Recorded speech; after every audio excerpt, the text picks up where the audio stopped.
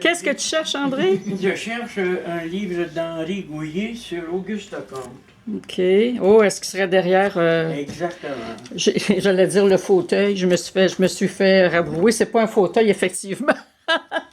Je disais qu'André est allongé dans le fauteuil. Mais, oui. Oui, oui. Non, non. Non?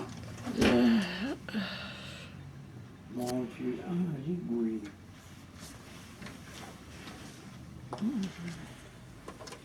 C'est ça.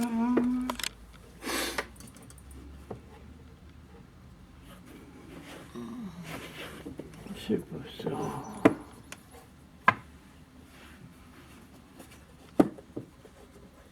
Qu'est-ce qui est écrit? La vie d'Auguste Comte.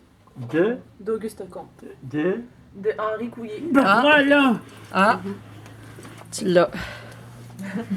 Henri Gouillet est un très grand penseur de la Sorbonne, spiritualiste, curieusement, et qui aimait Auguste Comte, qui est un penseur positiviste dans le sens scientifique du terme.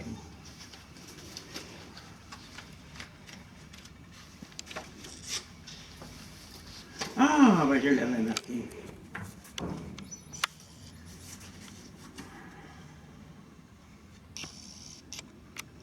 Il ne s'était même pas donné 2 mois pour préparer les premières conférences qu'il donnait chez lui, comme moi. Et il devait encore rédiger la fin des considérations sur le pouvoir spirituel. Et il ne cessait de réfléchir à la seconde partie de son grand ouvrage. Ce fut alors une course frénétique où l'intelligence se défia elle-même. Comte poursuit. L'état systématique, comme d'autres, l'extase. Sa pensée se met hors les lois. Elle enchaîne, analyse, broie les concepts. Elle tourne comme une roue folle. Elle jouit de son vertige et sent passer en elle la puissance infinie d'un esprit pur. Et c'est là, quelque part, qu'il dit qu'Auguste Comte entrera dans l'état systématique comme d'autres entrent en religion. Auguste Comte, c'est quelqu'un qui me fait littéralement fondre. Et pourtant, c'est quelqu'un qui est finalement, par sa vision du monde, opposée à la mienne. C'est comme ça. Oui. J'ai réussi à trouver en lui quelque chose de très positif, cependant. En effet, c'est un positiviste.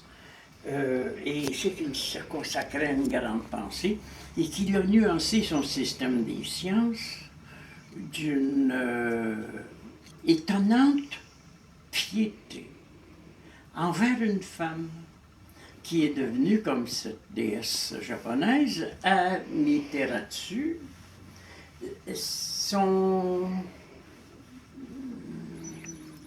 sa muse. Son égérie.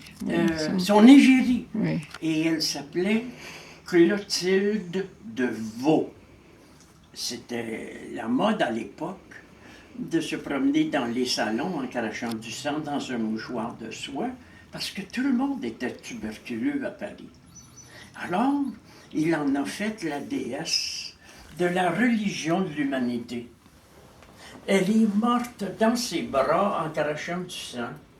Il lui a consacré son œuvre entière et son grand rêve était d'aller enseigner la religion de l'humanité à Notre-Dame de Paris.